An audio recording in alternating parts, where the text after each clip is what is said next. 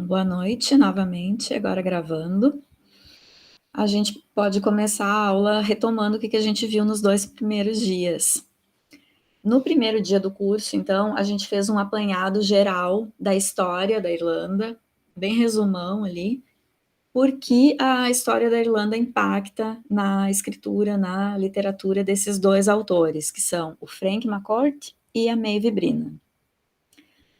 E aí, no primeiro dia, a gente começou a ver as características da literatura do Frank McCourt, que é um autor que escreveu autobiografias, ou seja, ele escreveu livros, histórias baseadas na própria vida dele.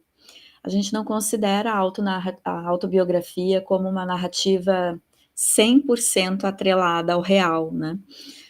Como um documento assim que dissesse especificamente direitinho como foi a vida desse autor. Mas são recortes, né? São recortes do que pedaços da vida que ele escolheu contar e com muito da criatividade dele. A gente sabe que na autobiografia também acontece da pessoa ter lapsos de memória, porque geralmente a autobiografia é escrita quando a pessoa já tem uma certa idade. Então esses lapsos de memória, que são naturais, acontecem para todo mundo, podem ser preenchidos e normalmente são preenchidos com criatividade. E outra situação é o escritor dar uma melhorada em algumas histórias da vida dele que são verídicas, são verdadeiras, mas ele dá uma melhorada de forma a ficar com criatividade, de forma a ficar literariamente mais interessante. Isso não é mentira, e não é antiético, e não é nenhum problema. Isso é parte do escrever autobiografia. Então a gente começou nesse primeiro dia a ver esses livros do Frank McCourt, que são As Cinzas de Angela, e a segunda com o título em inglês Peace a Memoir, que a gente viu que teve uma tradução para o português como Esta é Minha Terra. A gente viu em relação essas autobiografias em relação à composição identitária dessa personagem, desse narrador que conta a sua história e que também é o protagonista, que é o Frank McCourt, personagem de dentro do livro. Então a gente viu como essa identidade dele foi mudando ao longo da infância até chegar na fase adulta. No segundo dia do curso, a gente continuou vendo as narrativas do Frank McCourt, e aí sob o ponto de vista da influência da história irlandesa e americana, né, porque ele nasce em Nova York, a influência da religião católica na vida e na história, na narrativa desse autor, e o que foi assim o mote da minha tese de doutorado, que foi o humor na narrativa do Frank McCourt. E como que esse humor funciona como um invólucro para descrever situações tristes ou dramáticas. Bueno, hoje, terceiro dia do curso, então, a gente vamos nos voltar para a autora Maeve Brennan. Vamos começar a ver um pouquinho sobre a vida da autora e analisar um conto dela, que é o The Bride, A Noiva. Agora eu saí da tela que eu vejo vocês. Qualquer coisa que vocês queiram comentar, pessoal, só abrir o microfone e falar. Ainda do Frank McCourt, antes da gente entrar na Maeve Brennan, eu queria mostrar para vocês esse espaço aqui, que fica na Universidade de Limerick. Limerick, a cidade em que o Frank foi morar, né, no interior da Irlanda. Frank McCourt, ele chega a fazer faculdade em Nova York, quando ele retorna aos 19 anos. Ele chega nos Estados Unidos super pobre, ainda numa situação econômica e financeira muito difícil em Nova York, mas ele se alista no exército, participa da Guerra da Coreia, representando os Estados Unidos como soldado americano, e quando os soldados retornavam da guerra, tinha essa concessão que eles podiam fazer uma faculdade, ganhavam um bônus assim para poder investir nos estudos. E o Frank McCourt aproveita faz o referente ao nosso supletivo aqui do ensino médio, que ele também não tinha, e consegue ingressar numa faculdade. Ele faz o curso que seria para nós aqui o curso de letras, que lá ele faz inglês, se torna um professor de inglês e literatura, e faz a carreira dele como professor e anos mais tarde ele volta para a Irlanda para fazer um mestrado, faz um mestrado em Dublin. E aí a Universidade de Limerick, muito tempo depois, vai conceder ao Frank McCourt o título Doutor Honoris Causa, que é um título concedido a personalidades que tiveram alguma influência, enfim, que colaboraram de alguma forma com a cultura do local. No caso do Frank McCourt, ele já tinha escrito as autobiografias, coloca Limerick no cenário literário mundial, né, com a escrita desses livros, e aí a universidade de lá dá esse reconhecimento a ele.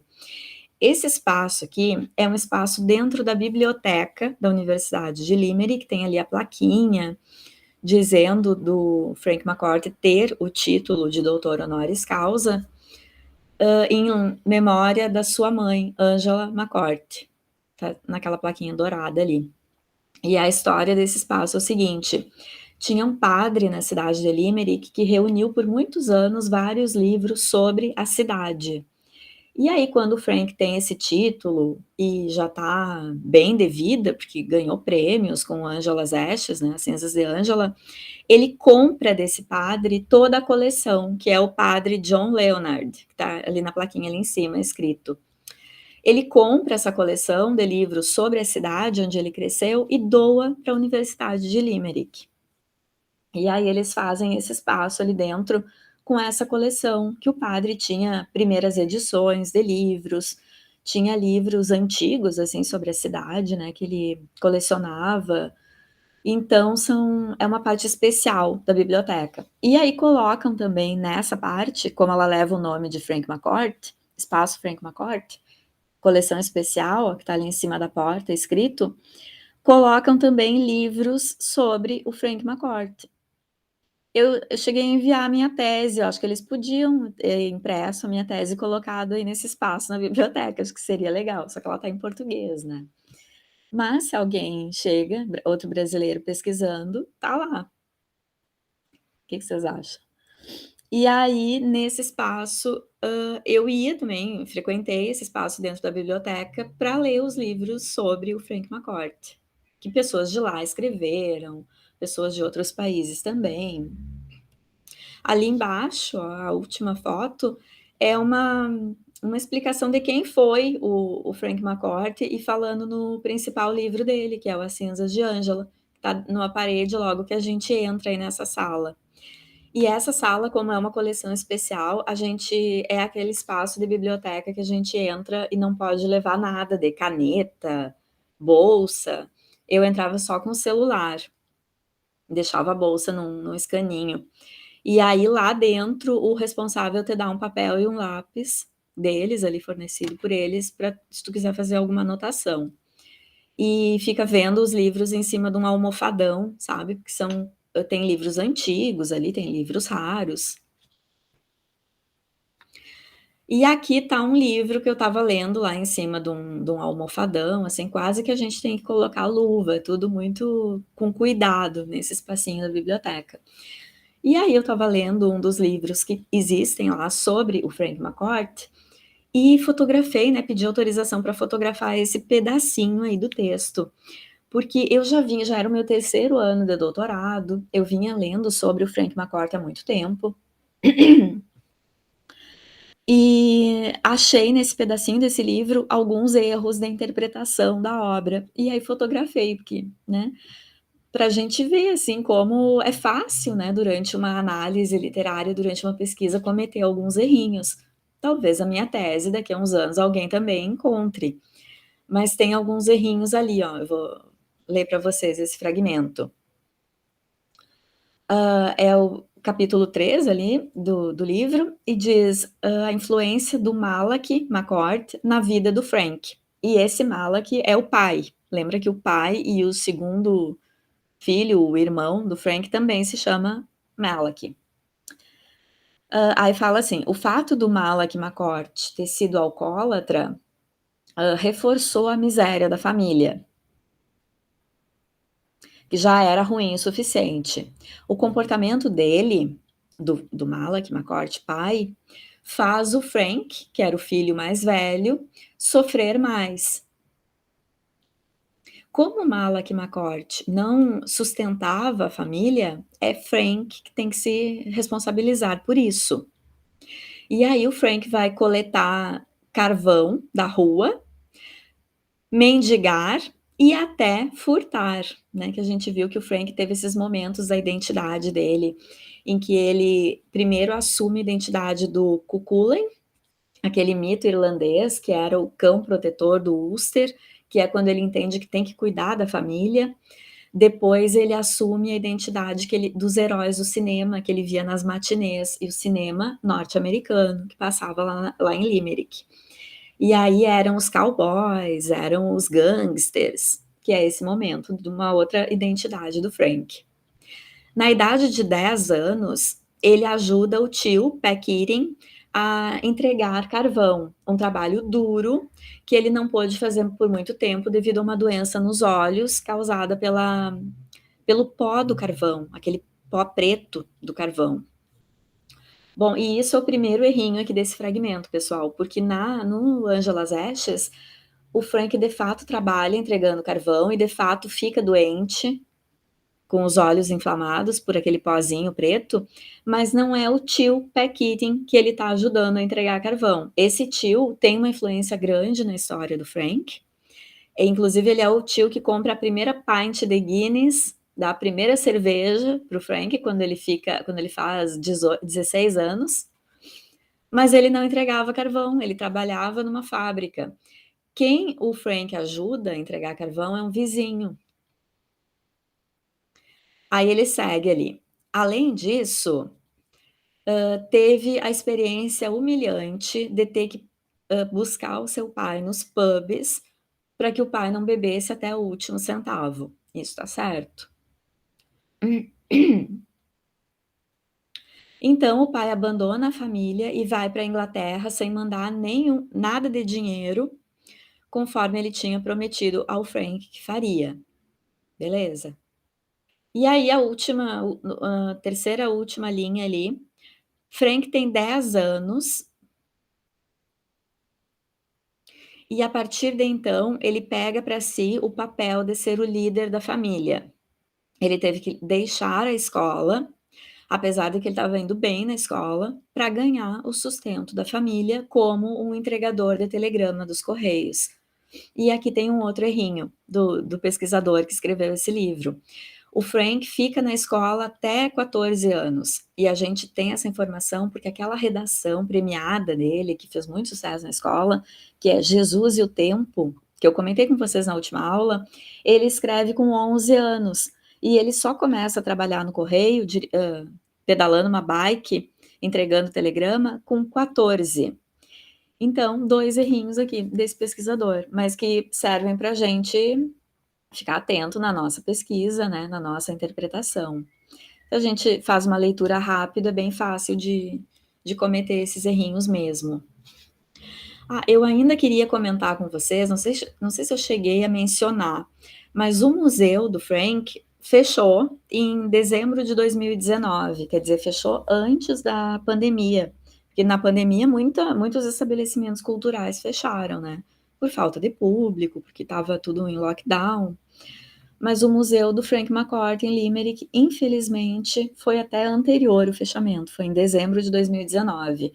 Quando eu estava trabalhando lá, já estava mal, assim, a situação do museu já estava difícil, e eu queria comentar isso com vocês. Que pena, né? Um autor que escreve seus livros falando sobre a cidade e não tem o incentivo da prefeitura local, dos políticos locais, para que esse espaço do museu continuasse aberto. É um descaso, assim, com a cultura. Quando eu estava lá, o museu funcionava no prédio que era a escola, né, não sei se vocês lembram que eu comentei, e era muito financiado pela Viúva, que em Nova York produz um musical, recebeu lá os royalties pelo filme, né, que foi adaptado, o roteiro foi adaptado para o filme. A curadora do museu, a Una Hitton, que é a pessoa com quem eu trabalhava lá, ela organizava tudo, administrava, mas, se não me engano, tinha o aluguel daquele prédio, das salas do prédio, que o museu ocupava. E a prefeitura, eu lembro na época, colaborava dando funcionários, assim, ficava responsável pelo pagamento dos funcionários do museu, acho que o aluguel eles nem pagavam. E, os meses de inverno, por exemplo, para o museu, eram meses de menos público, né, então entrava menos ingresso. E igual, né, numa cidade pequena, que não é uma cidade muito turística na Irlanda, portanto, tem turista, mas não é tanto como tem em Dublin. Foi ficando uma situação difícil e o museu, infelizmente, foi fechado. Foi uma pena. E ao mesmo tempo foi muita sorte minha, foi um privilégio, que quando eu fui, entre 2018 e 2019, o museu tenha estado aberto, funcionando, e eu tenha podido fazer o voluntariado, né. Só comentar com vocês, assim, que eu acho uma pena. Vamos começar a falar da Maeve Brina, então, essa autora que nasceu em Dublin.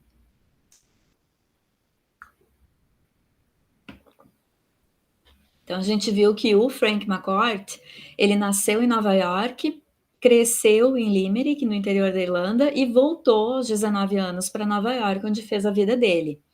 A Maeve Brennan tem um caminho diferente aí dentro da literatura de imigração. Ela nasce em Dublin e vai para Nova York já aos 17 anos e fica morando nos Estados Unidos. Na verdade, ela vai para Washington com 17 anos. Ela morre em Nova York, né, onde ela passa a maior parte da vida trabalhando como jornalista. Ela morreu com 76 anos e os últimos anos de vida da Maeve Brennan são bem tristes, assim, porque ela foi uma jornalista de prestígio, de renome, mas nos últimos anos de vida, ela publica bastante, década de 50, da década de 60, publica, que eu digo, da literatura, além do trabalho jornalístico. Mas já na década de 70, 80, ela começa a apresentar problemas de memória, de lucidez, ela vai perdendo a lucidez e durante a velhice a Maeve Brennan tem esses lapsos de memória em que ela se torna praticamente uma pedinte, assim, quase uma mendiga. Bem triste, né, esse declínio dela. A família estava então em Dublin, de volta na Irlanda, e ela acaba que é uma criatura bem solitária. Coloquei ali que a família dela é muito vinculada à República, à formação da República da Irlanda, né, se vocês lembram do primeiro dia eu comentei isso. O pai e a mãe, o Robert e a Una Brennan, foram pessoas que lutaram, efetivamente participaram do processo de independência da Irlanda em relação ao Reino Unido, e participaram desse evento aí que é o Levante de Páscoa, que eu escrevi ali, Easter Rising, que aconteceu em 1916. A Maeve Brennan nasce em 1917, quer dizer, então ela é concebida justamente durante esse movimento civil das pessoas, do povo irlandês pela libertação da Irlanda. Quer dizer, ela nasce no burburinho da política local, né, com os pais muito participantes. O pai dela, durante o período de 1922, quando começa o Estado Livre Irlandês, que é aquele acordo com o Reino Unido, em que a Irlanda já não é mais vinculada ao Reino Unido, mas ainda é na prática, só não é na teoria. O pai dela, que lutava pela República e que se posicionou contra esse acordo, vai ser perseguido. Então ele não ficava em casa, ele ficava se escondendo. Entravam policiais ingleses na casa da Maeve Brennan quando ela era criança para procurar o pai. E isso tá num conto aqui do outro livro, não do que eu estou apresentando aqui no seminário, mas do livro que eu vou dar continuidade à pesquisa, que é o The Springs of Affection. Tem um conto autobiográfico em que ela conta por uma dessas perseguições ao pai, em que os policiais entram, reviram tudo em casa, abrem gaveta, reviram colchão. Então ela cresce nesse ambiente super político. Depois, quando termina o Estado Livre Irlandês e a Irlanda passa a ser república, aí o pai dela ganha status de embaixador irlandês, representando a Irlanda nos Estados Unidos, que é quando eles se mudam para Washington. Em 1944, a família dela volta para a Irlanda, mas ela e uma irmã ficam nos Estados Unidos. Ela já tinha feito faculdade, ela queria fazer carreira como jornalista e entende que ela teria mais chances nos Estados Unidos do que na Irlanda. E aí ela começa a trabalhar como jornalista, primeiro nessa revista Harper's Bazaar Magazine, e depois na revista The New Yorker, que existe até hoje. Na revista The New Yorker, ela tinha esse pseudônimo, ela tinha uma crônica, né, falando sobre a cidade de Nova York, e ela se dizia a The Long-Winded Lady, que seria alguma coisa como a senhora fofoqueira. Ela não assinava Maeve Brina, então ela tinha esse pseudônimo. Aí uma foto da Maeve, que é uma foto de uma sessão de fotos feitas pelo fotógrafo Carl Basinger, que são as fotos que estão na capa dessa sessão, que estão na capa do The Rose Garden, o livro dela que a gente vai ver aqui no seminário, na capa do The Springs of Affection, dessa edição aqui que eu tenho. Quer dizer, é uma sessão de fotos que o pessoal, depois os editores, os livros ocuparam bastante.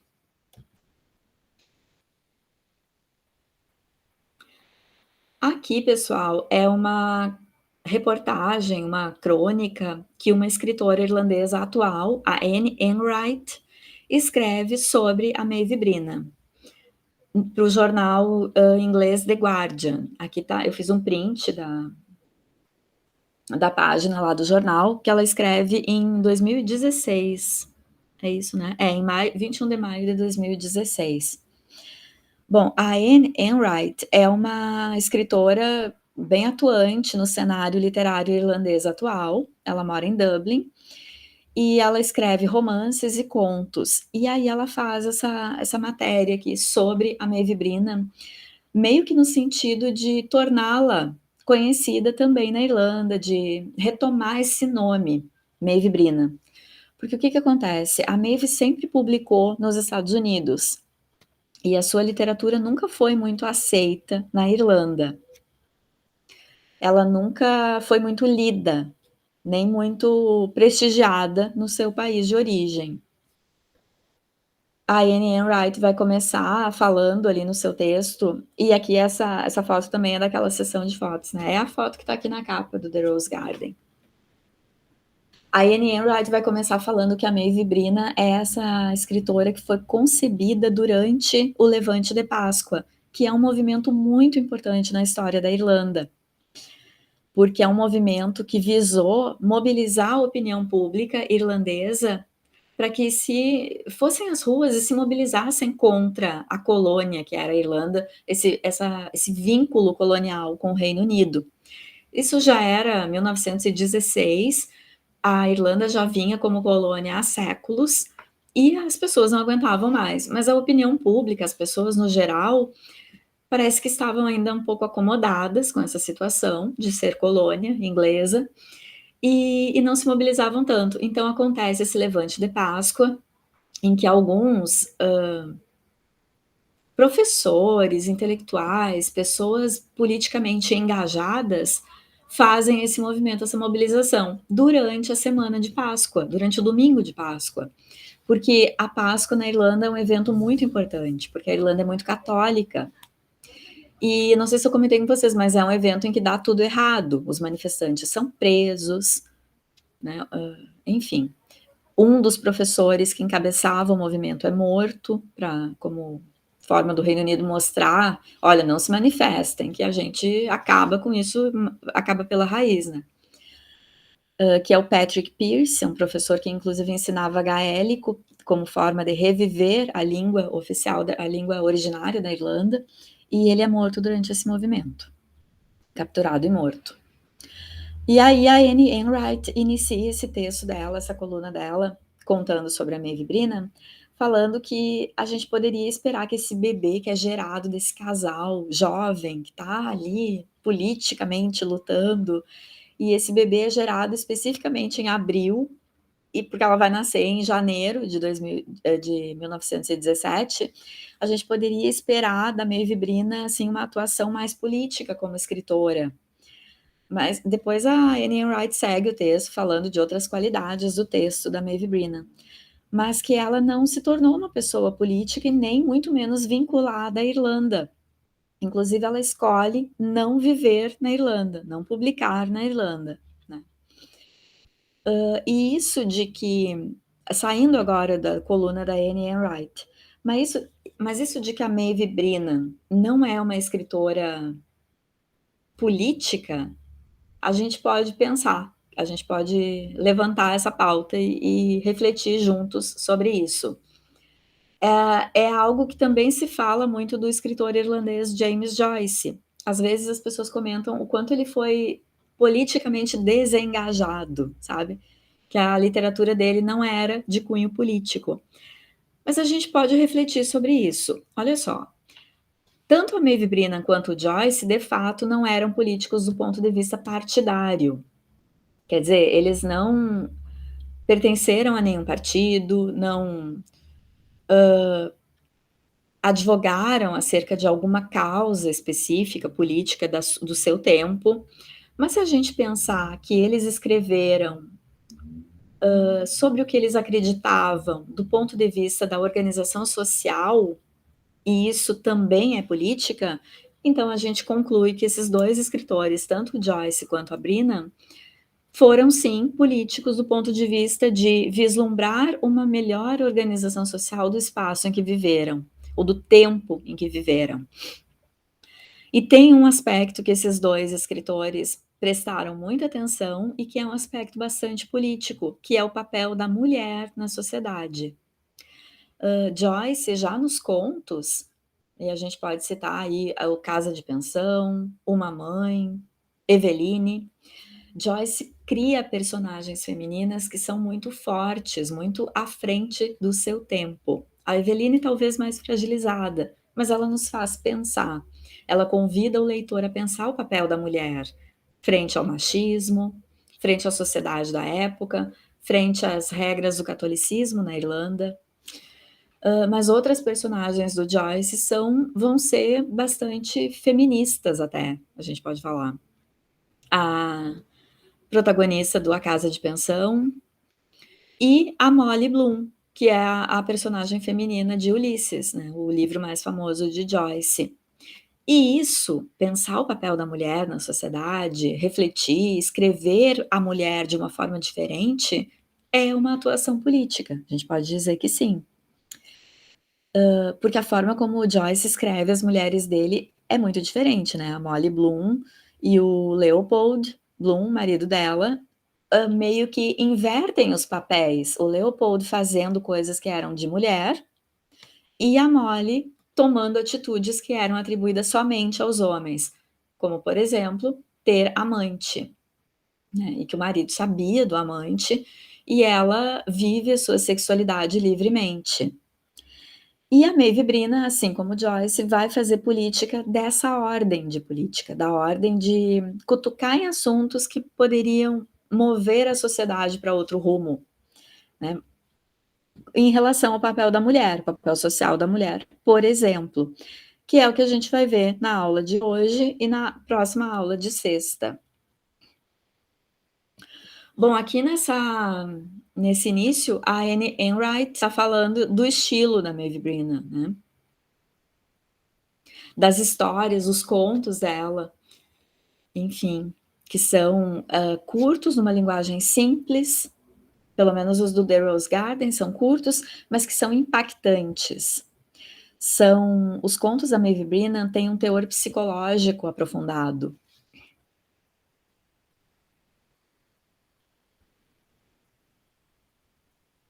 Deixa eu ver se está mudando o slide para vocês, tá, né?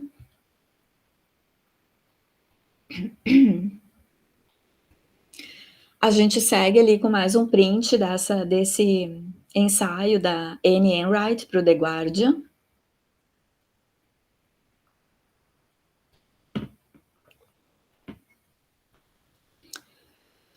E aí, nesse fragmento, a Anne Enright, essa escritora, está falando sobre o aspecto da Maeve Brennan ter ficado doente, né, nos últimos anos de vida. E aí ela está falando o quanto isso triste e complicado para uma pessoa que trabalha com linguagem, porque a Maeve Brina era jornalista e escritora. E aí a Anne Wright está fazendo essa provocação, né, porque nesses anos de vida em que a Maeve Brina esteve doente, que se tornou quase uma mendiga, a literatura dela ficou esquecida, ela não foi reeditada, os livros. Esses livros que a gente tem agora, esses 2 títulos, mais a novela, A Visitante, eles foram compilados, os contos, e publicados depois que ela morreu. Em vida, ela chega a publicar um livro de contos, com o título In and Out of Never Never Land, Dentro e Fora da Terra da Imaginação, que é o título de um dos contos aqui do livro The Rose Garden. E tem esse livro muito vendido nos Estados Unidos, mas o livro não faz sucesso, por exemplo, na Irlanda, não chega a ser conhecido na Irlanda, e fica nisso a publicação dela. No entanto, conforme ela vai se afastando do trabalho como jornalista e vai ficando mais anônima e doente, essa escritora é completamente esquecida. O nome dela é completamente esquecido. E aí a Anne Wright vai dizer que a Maeve Brina não teve que ser uma mulher para que o seu trabalho fosse completamente esquecido. Mas claro que ser uma mulher ajudou. Porque será que se ela fosse um escritor homem, que tivesse adoecido nos últimos anos de vida, depois de ter feito sucesso com o livro de contos, será que também seria esquecido tão rápido? Aí a Anne Wright segue, dizendo: ela não teve que se tornar uma mendiga para que seu trabalho fosse revivido, apesar da possibilidade de que isso também pode ter ajudado. Porque daí quando a Maeve Brina morre numa casa de repouso, sozinha, o nome dela vem à tona num obituário e as pessoas lembram: "Ai, aquela jornalista que era super chique, porque ela escrevia sobre moda, ela era muito estilosa.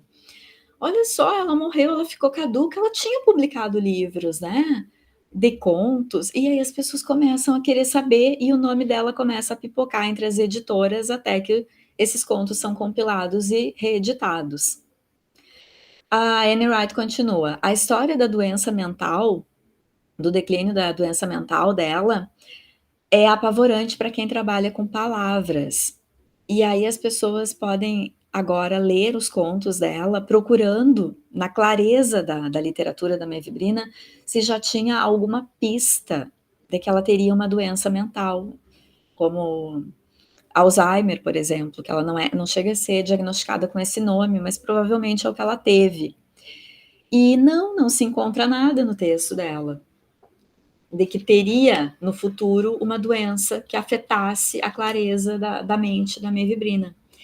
E isso se torna apavorante para a Anne Wright escreve, para gente que trabalha com escrita, né, para quem é professor, jornalista, escritor, que a gente trabalha com a precisão do que falamos e a precisão do que escrevemos. E se a Maeve Brina, que era tão boa com palavras, adoeceu, dá um frio na barriga, né? Podemos todos estar condenados a, daqui a pouco, ter uma doença que nos faça esquecer de tudo e que a gente fique caduca, enfim, com a idade. E isso é triste. Ali do lado, em vermelho, eu coloquei para você sobre a origem dos pais, né, que são de Wexford. Eles são, então, um casal de jovens que se conhecem nessa cidade do interior, não em Dublin. Numa liga, numa associação estudantil, quer dizer, já naquela efervescência política da libertação da Irlanda, de fazer da Irlanda uma república, e vão morar em Dublin para atuar mais na política, para ser enfim, eram esse casal jovem, cheio de planos, cheio de sonhos de fazer um novo país, de fazer uma nova nação, como de fato conseguiram, né? E esse lugar, o Wexford, vai ser o cenário de uma cidade, enfim, vai ser o cenário de onde um casal do outro livro da Maeve, o The Springs of Affection, se conhecem, que é o casal Derdon, que vão ser protagonistas aqui de vários dos contos do The Springs of Affection, esse segundo livro. E ali eu coloquei sobre o nome que esse casal, a Una e o Robert, escolhem para as filhas, a Emer, Maeve e a Deirdre, que são 3 nomes de rainhas celtas. Quer dizer, eles estavam muito imbuídos da história da Irlanda, da voltar para as origens do gaélico, do que foi a cultura irlandesa raiz, né, se a gente pode dizer assim. E aí a Maeve é a segunda filha e todas elas têm nomes de rainhas celtas. E o significado de Maeve é intoxicating, no sentido de inebriante, na língua gaélica, tá. E ali da onde eu tirei essa informação, que é daquele canal do YouTube onde eu falei para vocês que eu aprendo a ler os nomes em gaélico, a pronunciar, né. Porque, por exemplo, a Deirdre, ali eu diria Deidre, não, né, é Deirdre. Esse canal ajuda a gente que pesquisa literatura irlandesa a falar as palavras em gaélico direitinho. E dá também os significados, porque a língua gaélica tem isso, alguns nomes têm um significado.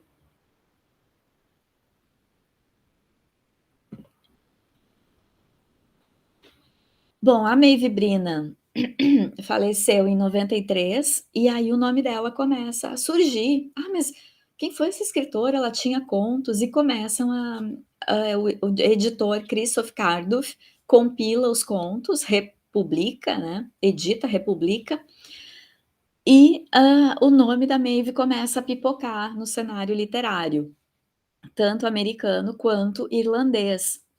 E aí, em 2004, essa historiadora chamada Angela Burke, ela é historiadora, contista e pesquisa sobre literatura oral.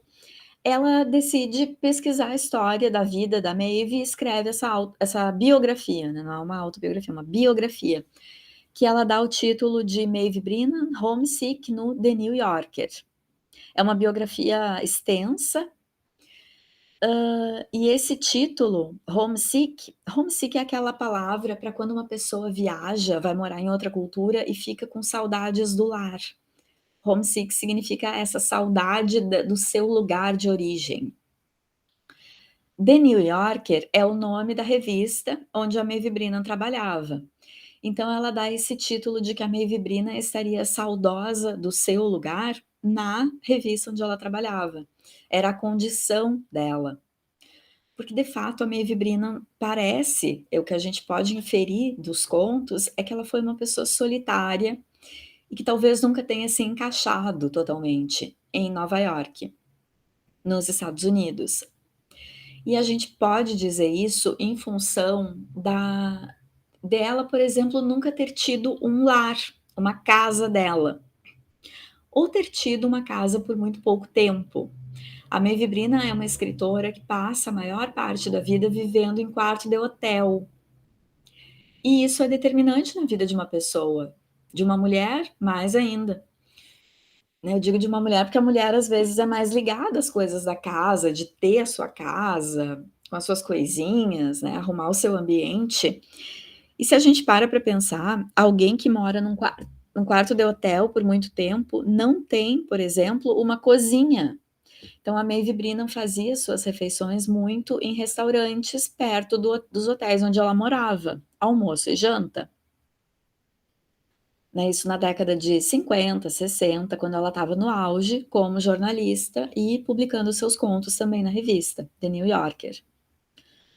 E isso pode nos dizer algo sobre essa pessoa, a escritora mesmo, sobre ela ter sido um pouco solitária, né, ou não ter nunca se encaixado totalmente. Ela nunca quis voltar para a Irlanda, para morar com a família. Ela visitou a Irlanda em muitas ocasiões, mas não ficava por muito tempo, né, não se sentia também confortável para morar lá. Tinha a carreira dela, fez a vida dela em Nova York, enfim, mas por outro lado, parece que estava sempre numa situação de transição, né, por nunca ter procurado. E não é uma questão de que financeiramente ela não tenha podido, porque uma jornalista do The New Yorker teria condições sim, de ter um espaço para si. Então ali está a capa da 2 capas, 2 edições da autobiografia da Angela Burke. Apesar de ser uma biografia longa, extensa, ela principalmente vai tratar da carreira da Maeve Brennan. O passado, a infância, o tempo que a escritora morou na Irlanda, parece que a Angela Burke não conseguiu rastrear muita coisa, não conseguiu pesquisar muito.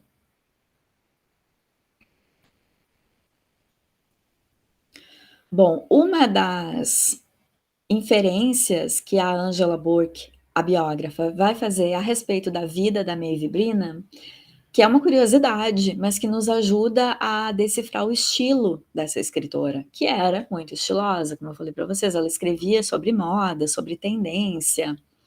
Ela seria no The New Yorker mais ou menos o que a gente tem hoje no Instagram como as influencers, sabe?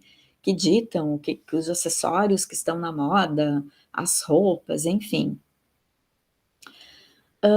E aí o estilo da Maeve Brennan coincide com o estilo de uma personagem do escritor Truman Capote, nesse livro Breakfast at Tiffany, ou, como ficou traduzido em português, Bonequinha de Luxo. Esse livro é de 1958.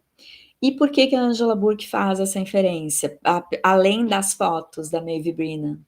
Bom, porque o Capote, ele foi colega de trabalho, jornalista que era, foi colega de trabalho da Maeve Brennan, tanto na Harper's Bazaar quanto na The New Yorker. Então, ele podia ter convivido com ela, com certeza ele conviveu com ela, mas ele pode ter se inspirado nessa escritora para fazer essa personagem dessa obra famosa dele. E aqui tem imagens do filme, né? Porque o livro do Capote teve o roteiro do filme adapta para fazer essa narrativa cinematográfica com a Audrey Hepburn, essa atriz. E, de fato, né, a estética no filme da personagem lembra muito a figura da Maeve Brennan, usando preto, magrinha, com o cabelo arrumado num coque. E aí aquela foto ali debaixo, ela é bastante emblemática, é uma foto é um print do filme, né, em que a personagem está tomando café da manhã, toda arrumada, muito chique, de luvas, e olhando a vitrine dessa joalheria, que é a Tiffany, em Nova York. E a Maeve Brennan tinha feito um ensaio fotográfico, como ela escrevia a coluna dela sobre moda e sobre tendências, não só de acessórios e roupas, mas também de design e móveis e decoração, tinham feito um ensaio com ela em que ela saiu para uma garimpada, ou seja, ela saiu para ver lojas na cidade de Nova York e estava olhando vitrine, em algumas lojas ela entra, prova um óculos, que é o que ela estava pesquisando, o que ela ia colocar na coluna dela. E aí, essa foto aqui de baixo do filme lembra muito, então, esse ensaio da Maeve Brennan. Ali tá ela, ó. O fotógrafo tá dentro da loja e capta a imagem dela olhando a vitrine de fora. Parece que ela tá fazendo a garimpagem para a coluna, mas parece que ela tá encantada, né, com aquilo tudo que ela tá vendo. E aí, no filme, a personagem tá encantada com as joias da Tiffany. Parece, né? Outra foto, a mesma posição, mesmo ensaio, né? Da Maeve Brennan olhando a vitrine do lado de fora e o fotógrafo capta a imagem de dentro da loja.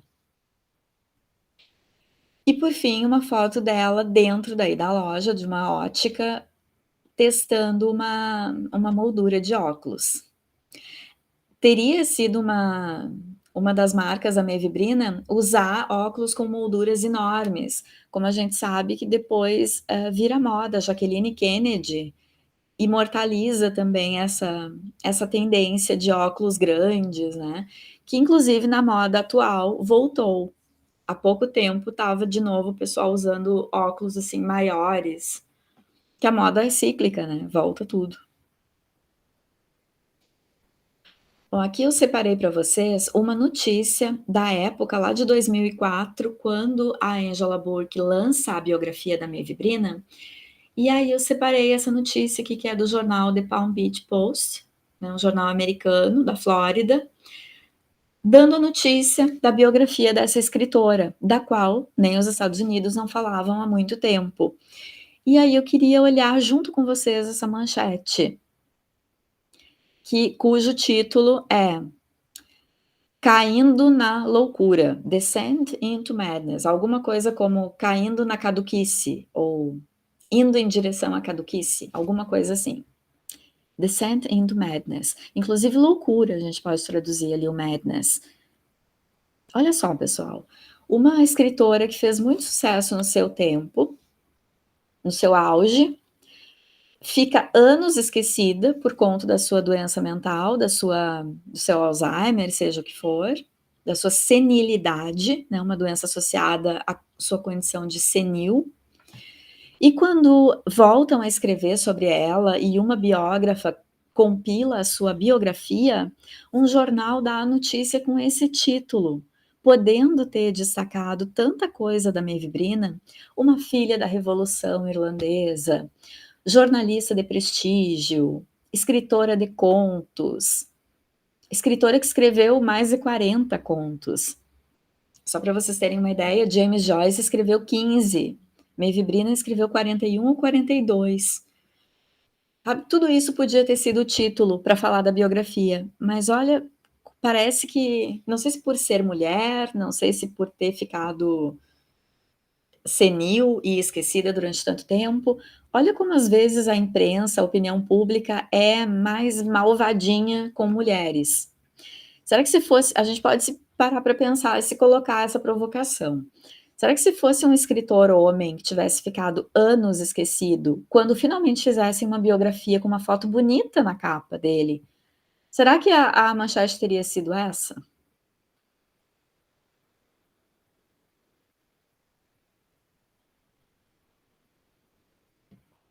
Triste, né?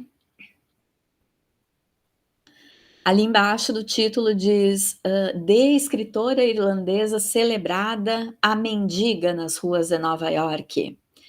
A vida de Maeve Brennan é meticulosamente estudada nesta nova biografia. Nem é tão meticulosamente assim, falta muita informação da sua vida pessoal e da sua infância e juventude. É uma biografia que trata mais especificamente da carreira. Não digo que de propósito, talvez a Angela Burke não tenha conseguido informações suficientes, né? A família esteja dispersa, enfim. Triste, né, a gente pensar que uma mulher é sempre a opinião pública parece que pesa mais, assim. Bom, aqui a gente tem o sumário desse livro, que é o The Rose Garden, onde estão 20 contos da Maeve Brennan. Quando ela morre, então, começam a falar de novo no nome dela, a partir dos obituários. E aí o editor Christopher Carduff de Nova York, perdão, vai compilar os contos em 2 volumes, que são o The Rose Garden, um, e o In the Springs of Affection, o outro. O critério que ele usa para dividir os contos em um livro ou no outro é principalmente o cenário. Os contos do The Rose Garden são histórias que acontecem, a maioria, nos Estados Unidos, em Nova York. E no The Springs of Affection, a maioria das histórias acontece em Dublin, na Irlanda. Aqui no The Springs of Affection é todas as histórias. No The Rose Garden, a gente tem ainda algumas que estão acontecendo na Irlanda. Porque a maioria das histórias da Maeve Brennan tem cenário na Irlanda. Que coisa, né? E lá ela nunca foi, até hoje ela não é muito lida. Eu cheguei a comentar com vocês em alguma das aulas que eu conheci essa escritora durante o doutorado de sanduíche na Universidade de Limerick, em que eu tive aula sobre os contos dela, desse livro, The Rose Garden. E aí a professora começa a aula na Irlanda, para uma turma de irlandeses, dizendo: "Ah, vamos ver essa escritora, que não é ela é irlandesa, mas ela não é conhecida aqui na Irlanda. Alguém já ouviu falar?" E dos meus colegas ninguém tinha ouvido falar. Então ela estava inédita ainda para aquela turma, e era uma turma de mestrado em inglês. Quer dizer, já tinham tido toda a sua graduação lendo literatura irlandesa, né. Vocês verem. Bom, aqui estão os 20 contos e mais o prefácio, que é um pequeno conto, que a gente vai ler junto agora. E só para comentar com vocês que eles já estão meio que divididos, assim, por temática nessa sequência. E aí a forma que eu encontrei para pesquisar, para atacar esses contos na pesquisa, foi dividir eles por grupos, assim, por temática. Porque quando a gente pesquisa contos, a gente tem que bolar uma estratégia para de que forma eu vou pesquisar, né? Porque não é uma narrativa contínua. Não é a mesma coisa que pesquisar um romance ou uma autobiografia, como eram as do Frank McCourt.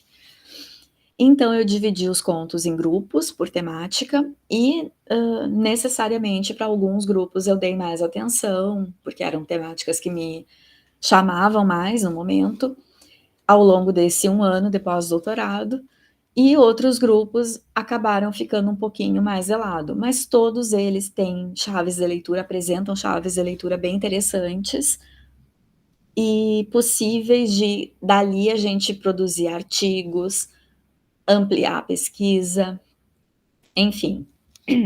Conforme eu for mostrando para vocês os grupos que eu dividi, eu vou contando um resuminho de cada história, tá? Mas eu queria começar lendo com vocês o prefácio, que está em inglês, mas eu vou ler em português.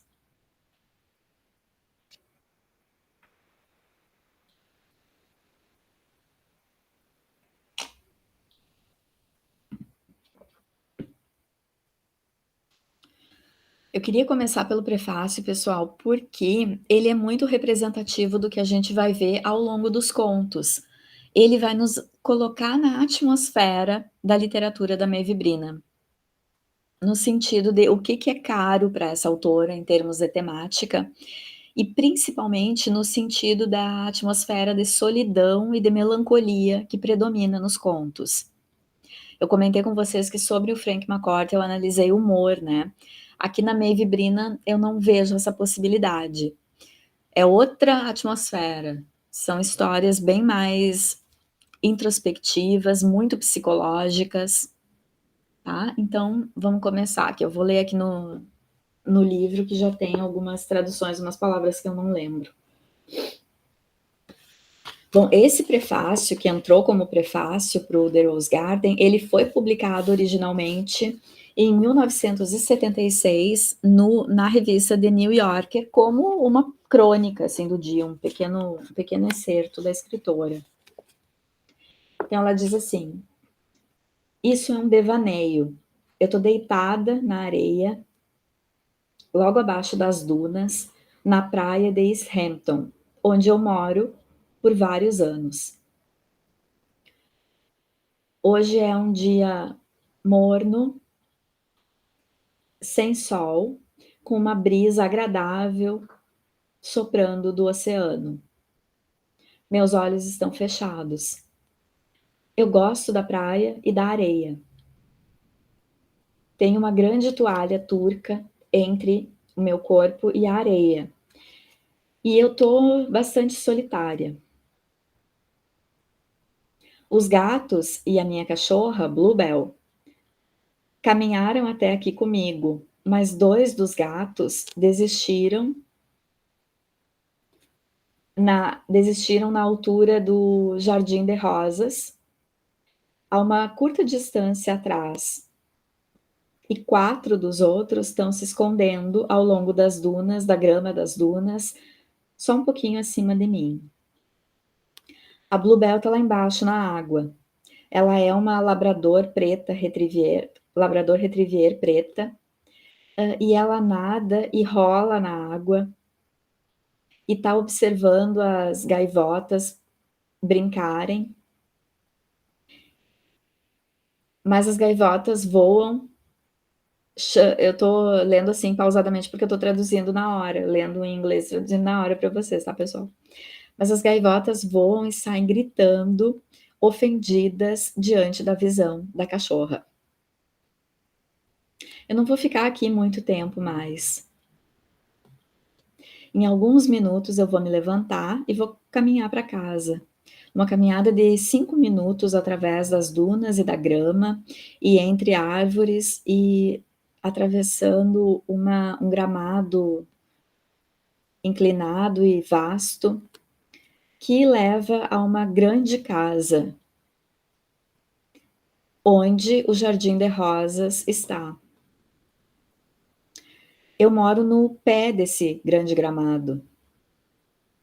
Eu só vou me deitar aqui uns minutinhos mais, então eu vou embora. Esse prefácio é composto de 2 parágrafos e o primeiro parágrafo é esse. E vamos ver o segundo antes da gente comentar. Mas eu abro meus olhos repentinamente, por nenhuma razão especial, então a praia de East Hampton desapareceu. Desapareceu com a Bluebell e com os gatos, todos eles mortos há muitos anos. A toalha turca, na verdade, é uma colcha branca impertinente da cama onde eu estou deitada. E a brisa fresca do oceano está sendo providenciada por um abençoado ar-condicionado. Está super quente lá fora, um dia terrível na cidade de Nova York. Muito do meu devaneio de areia e mar, muito calor para o meu devaneio de areia e mar e rosas. O devaneio foi, afinal de contas, apenas um ataque mediano de homesickness, que é aquela doença do lar, aquela saudade do meu lugar. Apenas um devaneio mediano de saudade. E tem uma razão para que tenha sido um devaneio mediano de saudade ao invés de uma forte saudade. É porque tem um número grande de lugares dos quais eu sou saudosa. East Hampton é apenas um desses lugares. Terminou o prefácio. Escrito lá em 1976. Bom, do primeiro parágrafo do prefácio, a gente pode depreender uma atitude positiva, imagens positivas, uma pessoa que está relaxando na areia da praia, que mora a 5 minutinhos da praia, é bom, né? Ela tá sozinha, mas ao mesmo tempo ela não tá sozinha, porque ela tem 6 gatos que estão brincando livres por ali, e ela tem essa cachorra labrador preta que tá brincando na água, que é a Bluebell. Parece um cenário agradável, né? Tá em primeira pessoa, a gente pode entender que tem algo de autobiográfico da autora. Ela tá se sentindo confortável, a brisa que sopra do oceano é agradável. Já no segundo parágrafo, muda tudo. Ela abre os olhos e o que a gente percebe? O que nós somos levados a identificar? Que era tudo um devaneio. Aliás, o título desse conto é Daydream, é um sonho acordado, um devaneio. Na verdade, ela não tá em praia, coisa nenhuma. Ela tá num dia de calorão em Nova York, deitada numa cama, com uma colcha que não é nem um pouco agradável, é piniquenta, é ruinzinha, não numa toalha fofa na praia. Ela tá completamente sozinha agora, porque os gatos e a cachorra morreram há muitos anos. A brisa, na verdade, é um ar-condicionado, e convenhamos, o friozinho que o ar-condicionado nos providencia não é tão gostoso quanto uma brisa, um ventinho ao ar livre, né?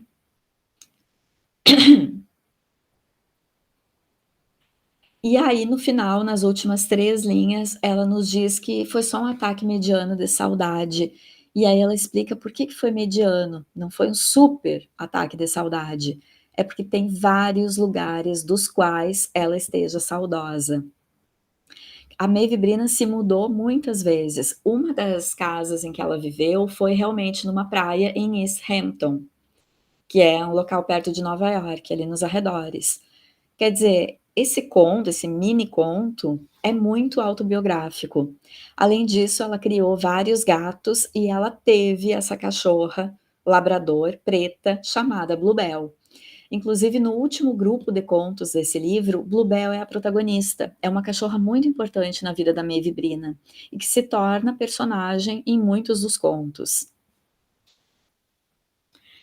Então, com esse prefácio, a gente tem um resumo, assim, de como é a literatura da Maeve Brina, que é com essa atmosfera do devanear com um passado bacana, mas a real situação dela é morando num quarto de hotel, e isso vai se refletir sozinha, e isso vai se refletir na vida dos personagens que ela cria na sua literatura, que são, via de regra, personagens femininas, sozinhas, tristes, diferentes em algum sentido. A gente vai ver isso mais na última aula. E vai ter muito essa atmosfera da melancolia, da solidão.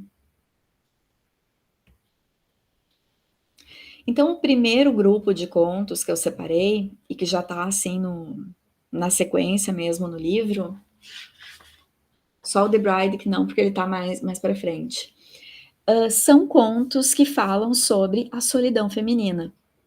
Todos esses aqui vão ter esse mote de mulheres sozinhas. E não apenas solitárias, mas são mulheres que já estão numa determinada faixa etária, que é de 30 e poucos, 40 anos, e essa era justamente a faixa etária que Maeve Brina estava quando começa a escrever os contos e publicar na The New Yorker.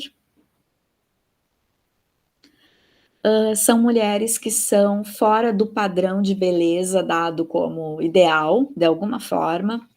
Uma é manca de uma perna, a outra é estranha, e aí com isso ela não consegue parceiros, que é a protagonista do The Bohemians. Bom, vou contar para vocês o resuminho de cada um deles, então. A The Bride é o conto que a gente vai ver hoje. The Holy Terror, o terror sagrado, é o primeiro conto que a Maeve Brennan publica, em 1953. E vai falar sobre uma mulher solitária, de meia idade, 40 e poucos, que trabalha numa profissão que não existe mais, mas que antigamente existia nos hotéis e nos clubes, que era uma pessoa que ficava dentro do banheiro. Ficava uma mulher no banheiro feminino e um homem no banheiro masculino.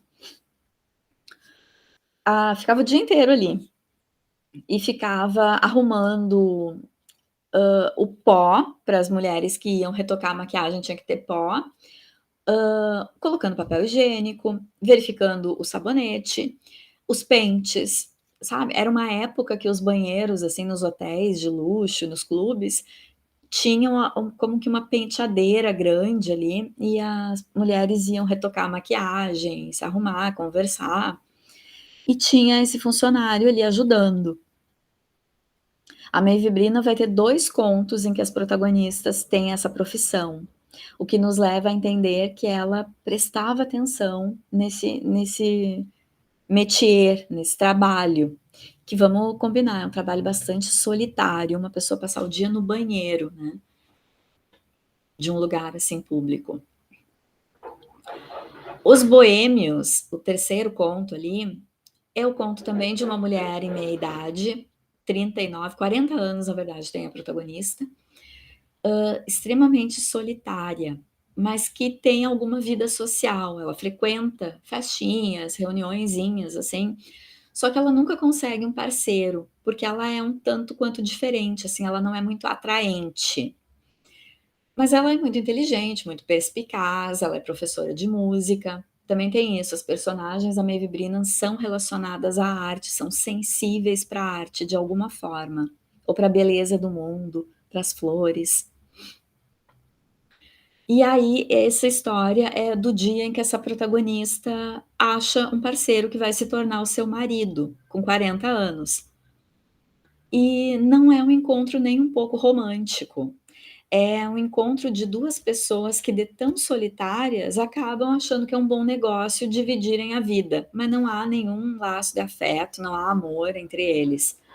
Ele se junta com essa mulher por não ter onde morar, ela leva ele para casa por piedade, porque afinal ele não tinha onde ficar, mas eles não têm realmente um afeto, não têm amor. Então é uma relação um tanto quanto diferente do que era retratado na literatura até então. Quando a Maeve Brennan escreve essas histórias com essas mulheres mais velhas, feinhas em algum aspecto, e sobre essas relações que não são movidas por amor, a Maeve Brennan está rompendo com uma tradição literária de conto de fadas, no sentido de relações que têm um final super feliz, casais que se encontram e são extremamente apaixonados, que era o comum, era o mais comum na literatura. A Maeve Brina dá atenção para mulheres e faz das suas protagonistas mulheres que, pessoal, não eram protagonistas recorrentes na literatura de até então. Hoje, na literatura contemporânea, a gente tem contos e romances com mulheres que diferem muito do padrão de beleza, e isso é super bacana, né? É inclusivo, enfim, a gente sabe que aquela aquele tipo de literatura ultrarromântica, em que as mulheres eram perfeitas e que os relacionamentos eram apaixonados, um tanto quanto a água com açúcar, já não nos dizem tanto, né. Só que a Maeve Brina fazia isso lá na década de 1950, isso era muito inovador. Quando mulher aparecia na literatura, era como os bibelôs, assim, as donas de casa lindas e perfeitas, e a Maeve Brina dá voz a mulheres que têm que trabalhar, têm que se manter, têm que fazer pela própria vida, não tem ninguém, são solitárias, são solteironas, são feinhas, são estranhas em algum aspecto. O The Rose Garden é um outro conto que a gente vai ver, então, na segunda aula, na segunda aula sobre Maeve Brina, na sexta-feira. Então, vou deixar para a gente comentar lá. O Começo de uma Longa História é um conto que é ficcional, mas ele tem algumas dicas de autobiografia, porque ele acontece em Dublin, essa história, numa casa em que a Maeve Brina morou em Dublin. Ela descreve minuciosamente a casa. E essa casa, pessoal, vai ser o cenário de praticamente todos os contos desse outro livro, que é o The Springs of Affection. A casa é praticamente um personagem nesse outro livro. A história em si é muito autobiográfica também, porque é a história de um pai e uma mãe vivendo com 3 filhas meninas em Dublin. Quer dizer, a família da Maeve Brina tinha essa mesma composição. Então, parece, de certa forma, que a Maeve Brina está contando um aspecto da vida dela, nessa casa em que ela morou. Mas é uma história ficcional. Só que a gente, com essa história, a gente começa a ter um flash de como será o próximo livro, porque o próximo livro acontece, quase que tudo acontece dentro dessa casa. O penúltimo conto listado ali é As Filhas, também com mulheres na faixa etária de 40 anos, são 2 mulheres que vão conversar.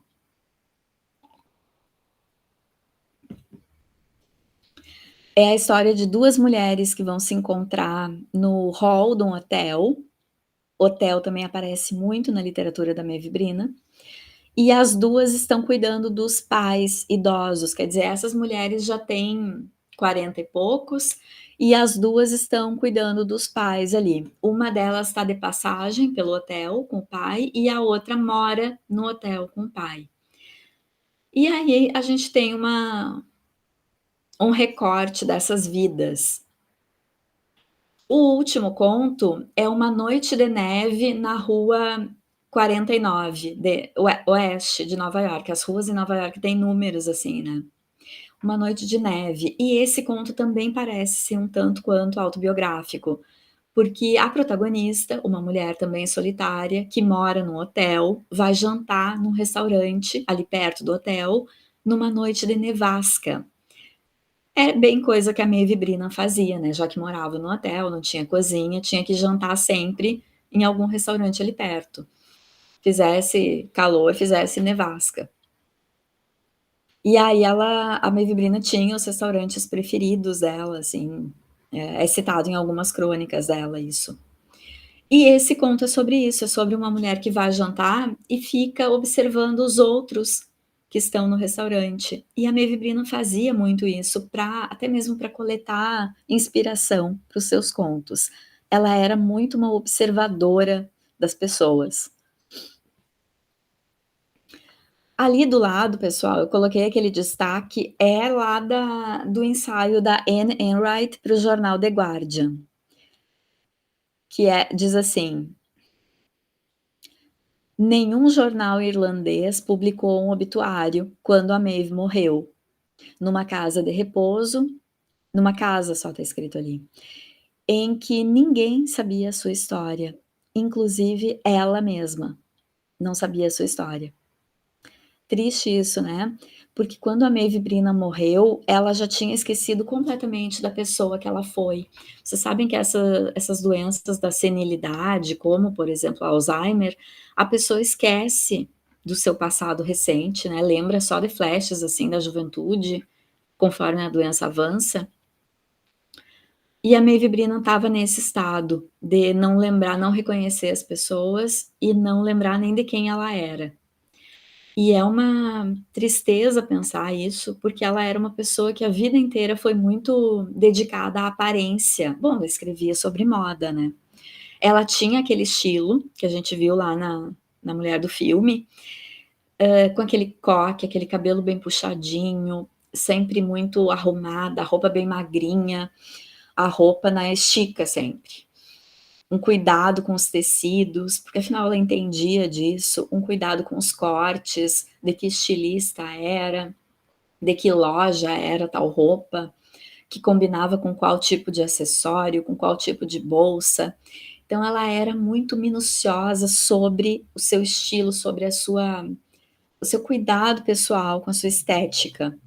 E aí, conforme ela vai adoecendo, ela vai ficando suja, desleixada, aparece andando pelas ruas, vagando ou com sacos, assim, recolhendo sacola, recolhendo coisas, sabe, como uma pessoa, assim, mendiga mesmo, e suja, com roupa rasgada. Ela que tinha passou a vida com tanta preocupação escrevendo sobre a forma elegante de se vestir.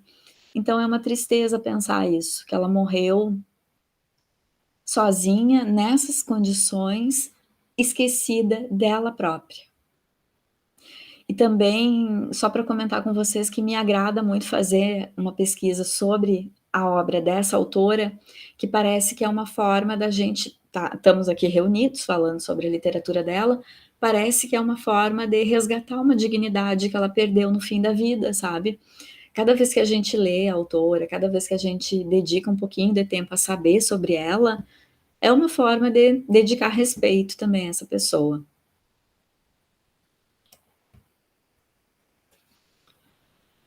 Aqui eu coloquei o título de Banheiro como Lar, porque são aqueles contos que eu comentei com vocês, os 2 contos em que aparece essa figura, essa protagonista que trabalha no banheiro, e que praticamente mora no banheiro, né, porque passa o dia inteiro ali, a sua vidinha é circunspecta à rotina de arrumar aquele banheiro, ver quem é que frequenta ali no hotel, e tá imersa só naquele ambiente. Ali em cima eu cito a Ellen McWilliams, que é uma pesquisadora da Maeve Brina, que já escreveu vários artigos sobre ela, e um dos artigos ela cita uma frase que a Maeve Brina escreveu numa carta para o marido dela, que é assim: "Nenhum lugar é lar, e é assim que tem que ser". A Ellen McWilliams escreve isso no artigo dela chamado Exílio na escrita de Maeve Brennan. Bom, quando a Maeve Brennan escreveu essa frase, "Nenhum lugar é lar, e é assim que tem que ser", ela estava casada na época, um casamento que durou 5 anos somente, com um editor do The New Yorker, e ela tinha ido fazer uma visita à família em Dublin. E chegando lá, ela se sente muito estranha, ela não se sente acolhida na sua terra natal, nem pela família, nem pela cidade. E aí ela manda essa carta para ele dizendo que nenhum lugar para ela é lar, porque ela não se sentia no lar, na casa dele, que ela dividia com ele, ela não se sentia no lar em Nova York e ela não se sentia num lar estando na Irlanda. Mas aí ela conclui com a segunda parte ali da frase que é: "E é assim que tem que ser". Quer dizer, parece que a Maeve Brina está resignada de que nenhum lugar para ela vai lhe dar esse sentimento de pertencimento, de pertença, de lar. E aí a Mac Williams vai escrever o seguinte: que a Brina, por pensar assim, por ela própria se sentir assim, ela vai ter uma predileção por personagens que são perdidas, pobres, almas abandonadas, deslocados na sociedade, novos na cidade e procurando o seu caminho, porque ela própria parece que passou a vida assim, deslocada. E ali na última frase eu coloco as 2 personagens que são essas que trabalham no banheiro,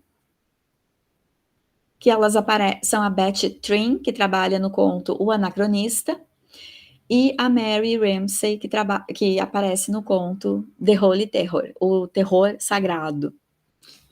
Elas são as 2 personagens mulheres amargas, quietas, que não veem humor em nada, que só vivem para juntar dinheiro, para conseguir coisas, mas que no fim nunca compram nada e que conforme os anos passam, vão abdicando da sua feminilidade. Elas se tornam meio que mais um dos objetos dentro dos banheiros nos quais elas trabalham.